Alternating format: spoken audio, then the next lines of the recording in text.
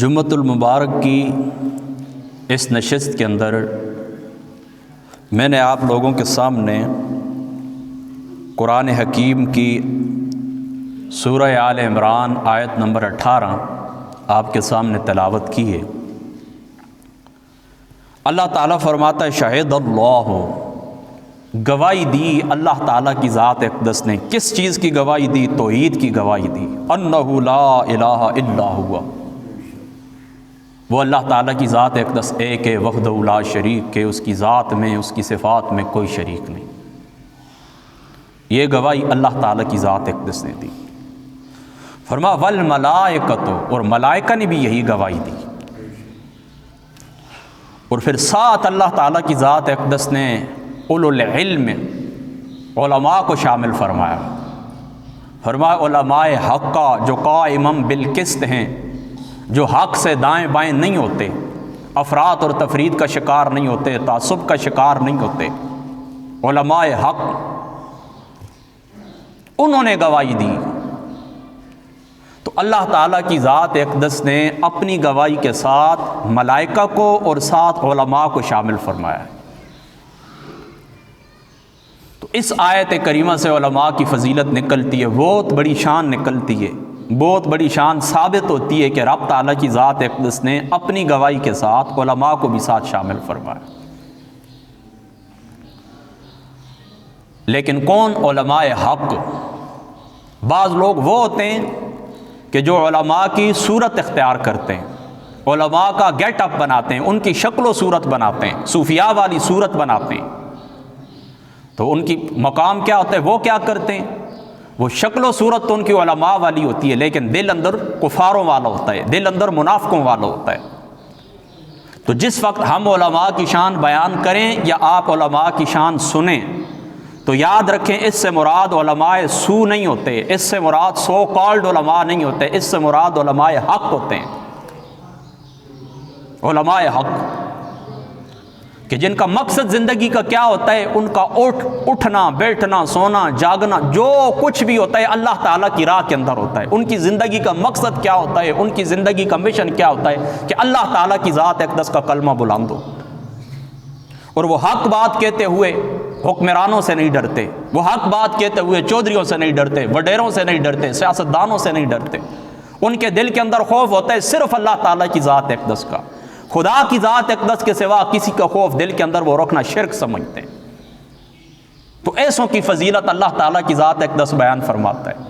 لہذا جس وقت ہم بیان کریں یا آپ سنیں تو پھر تیسری جو مخلوق ہوتی ہے تو وہ کہتی ہے کہ تم یہ کہتے ہو، تم علماء کی شان بیان کرتے ہو، یہ دیکھو یہ کیا کر رہا ہے، اس نے اتنے پلاٹ کھا لیے، اس نے اتنا کر لیا، اس نے اتنا کر لیا۔ ان کا ان کے ساتھ تعلق ہی کوئی نہیں، وہ دنیا دار ہیں۔ آقا علیہ الصلوۃ والسلام کی ذات اقدس نے دو مقامات کے اوپر، ایک مقام کے اوپر علماء کے متعلق ہی فرمایا کہ یہ کائنات کے اندر سب سے شریر ترین لوگ ہیں، اور دوسرے مقام کے اوپر علماء کے متعلق ہی فرمایا کہ کائنات کے اندر سب سے بہتر یہی لوگ ہیں۔ تو محدثین نے اس کی شرح کے اندر لکھا ہے، فرمایا شریر ترین وہ ہیں جو علماء سو ہیں، جو دنیا دار ہیں، جو دین کو بیچتے ہیں، اللہ تعالیٰ کے نام کو بیچتے ہیں، اللہ تعالیٰ کے گھروں کو بیچتے ہیں، اللہ تعالیٰ کے نام کو بیچتے ہیں، دین کو بیچتے ہیں۔ فرمایا اس سے مراد وہ ہیں جو کائنات کے اندر شریر ترین ہیں۔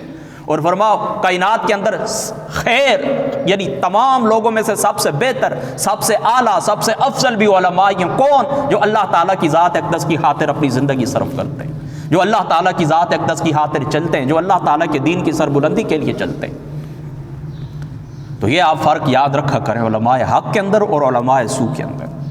لہذا ہمارا جو تعلق ہے، جن لوگوں کو ہم اپنی بخشش کا وسیلہ سمجھتے ہیں اور ہم کہتے ہیں کہ ان کے صدقے سے اللہ تعالیٰ کی ذات اقدس ہماری بخشش فرما دیتے ہیں، اور ان کے متعلق ہم یہ بھی کہتے ہیں کہ کائنات کا جو نظام ہے ان لوگوں کی وجہ سے چل رہا ہے، انہی کے صدقے اللہ تعالیٰ ہمیں بارشیں بھی عطا فرماتے ہیں، انہی کے صدقے اللہ تعالیٰ ہمیں رزق بھی عطا فرماتے ہیں۔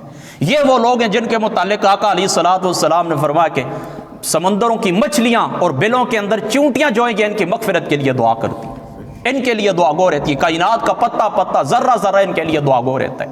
یہ کائنات کے اندر ایسے ہیں جس طرح ستارے ہوتے ہیں، یہ کائنات کے لیے امان ہیں۔ جس طرح تم زمین کے اوپر کھڑے ہوتے ہو، آسمان کے اوپر تمہیں ستارے چمکتے ہوئے نظر آتے ہیں، بالکل اسی طرح یہ زمین کے ستارے ہیں۔ آپ اوپر سے دیکھیں تو چمکتے ہوئے آپ کو ستارے نظر آئیں گے علماء۔ تو ان کی فضیلت کے لیے یہی ایک آیت کافی ہے، دائیں بائیں آگے پیچھے جانے کی ضرورت ہی نہیں ہے۔ کوئی پوچھے تو کہو کہ اللہ تعالیٰ کی ذات اقدس نے اپنی شہادت کے ساتھ علماء کو بھی ساتھ جمع فرما لیا، ان کی شہادت کے لیے، ان کی عظمت کے لیے یہی کافی ہے۔ تو دوستو، علماء کو اللہ تعالیٰ کی ذات اقدس نے ایک مقام عطا فرمایا، ایک شان عطا فرمائی ہے، اس شان کی ہمیں قدر کرنی چاہیے، اس کی ہمیں عزت کرنی چاہیے، ہم کو بھی کرنی چاہیے اور علماء کو بھی کرنی چاہیے۔ دیکھیں نا، جو بندہ میرے سمیت ممبر کے اوپر بیٹھتا ہے،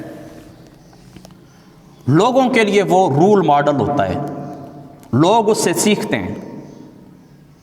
جو کچھ آپ کریں گے، لوگ آپ کی گفتار کو نہیں دیکھیں گے، لوگ آپ کے عمل کو دیکھیں گے کہ اس بندے کا عمل کیسا ہے، اس بندے کا کردار کیسا ہے۔ پھر اگر آپ کمزوری دکھائیں گے کردار کے اندر تو لوگ کہیں گے اس بات کے اندر کوئی فضیلت ہوتی تو یہ خود اس کے اوپر عمل کرتا۔ اب دیکھیں نا، میں آپ کو کہوں کہ بچوں کو سکول داخل نہ کروائیں، بلکہ اس طرح کریں کہ بچوں کو علم دین پڑھائیں، حدیث پڑھانے کے لیے لے کر آئیں، تو آپ کہیں گے ٹھیک ہے۔ لیکن میں اس طرح کروں کہ میں اپنے بچے کو پرائیویٹ سکول کے اندر بٹھا دوں، انگلش میڈیم سکول کے اندر بٹھا دوں، تو آپ لوگ کیا کہیں گے؟ آپ لوگ یہی کہیں گے کہ ہاں اگر تیری بات کے اندر کوئی صداقت تھی، کوئی تیری بات کے اندر سچائی تھی، ہمیں تو کہتے ہیں کہ بچوں کو علم دین پڑھائیں، تو اپنے بچے کو تو علم دین کیوں نہیں پڑھاتا؟ تو مجھے بتائیں، خاک تمہارے اوپر اثر ہوگا۔ تو بالکل اسی طرح میں آپ کو یہ کہوں کہ میں مولوی ہوں، میری کا آپ قدر کریں، میں آپ کو کہوں کہ علماء کی قدر کریں، پھر ہم اس طرح کریں کہ علماء بیٹھ کر ممبروں کے اوپر بیٹھ کر ایک دوسرے کے اوپر لان تان کریں، ایک دوسرے کی کردار کشی کریں، تو مجھے بتائیں عوام کو ہم کس منہ سے کہیں گے کہ علماء کی قدر کریں؟ یعنی آپس میں وہ خواتین بھی اسی طرح کرتی ہیں، خواتین اس طرح کرتی ہیں، کہتی ہیں، وہ آواز اٹھاتی ہیں میڈیا کے اوپر کہ عورتوں کی عزت ہونی چاہیے، اور خود کسی کی ایک دوسرے کی عزت نہیں کرتی، خود ایک دوسرے کو وہ کچھ سناتی ہیں کہ اللہ تعالیٰ الامان والحفیظ۔ بالکل علماء کا یہی حال ہے کہ ہم لوگوں کو کہتے ہیں کہ اس طرح کریں کہ قدر کریں، علماء کی قدر کریں، اور خود ایک دوسرے کی قدر نہیں کریں۔